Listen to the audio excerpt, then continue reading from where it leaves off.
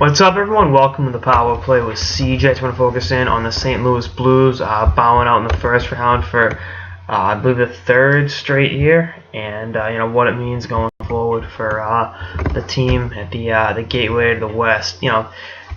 Someone said this before the playoffs, and I forget who said it, but they've really becoming the new San Jose Sharks, if you will, in that they're an early out, and regardless of their regular season success, they're not playing after the second round, and that's just become the reality of the situation in St. Louis. You can blame any one of a number of factors in it. The easy excuses, every year they run into a hot team. And you know what? In some ways, you're not entirely wrong. Obviously, 2012 they ran into the eventual champion LA Kings. 2013, the reigning champion LA Kings. And then last year the reigning champion Blackhawks. And then this year a really hot Minnesota team with goalie Devin Dubnyk that have been on a really awesome run for a long time. And I just think that the other shoe is going to drop this offseason. They're going to definitely tweak a few things. I think Ken Hitchcock could be on his way out the door, and I think now if they do fire Hitchcock, do they go out and put themselves in the running for Mike Babcock if he so chooses to leave Detroit? I think they'd be foolish not to. So that's obviously a situation to watch. I think that could be an underlying development. I'm not a fire the coach guy, but they could use a different voice in that locker room. You see this a lot with good teams that consistently fall short.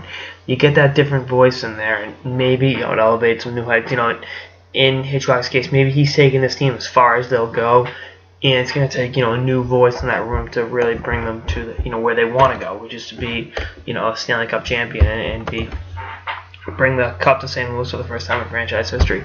That's what this is. The starting Jake Allen over Brian Elliott.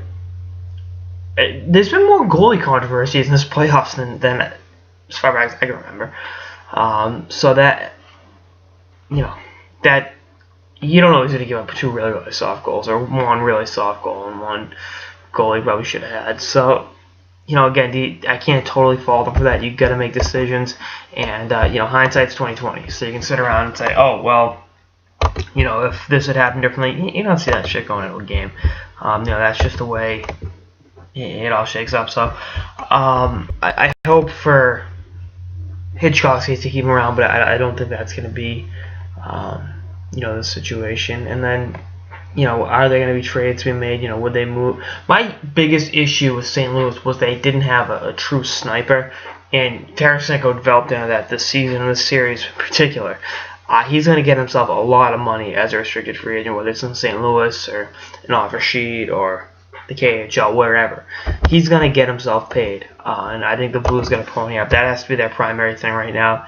Let's assess the coaching situation, but also make sure you keep this kid around, because he's a very special player, and he's going to do some really great things and be instrumental part of any success the team has going forward. So I hope the Blues are able to keep this nucleus intact, but maybe it takes making a few moves, because on paper they're one of the best teams in the NHL, but they just can't get it done in the playoffs.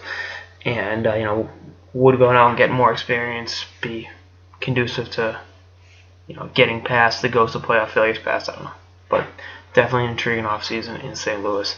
Anyway, that's all episode of the Power Play with CJ on what's next for the St. Louis Blues. Stay tuned for episodes throughout the season and beyond. Later, guys.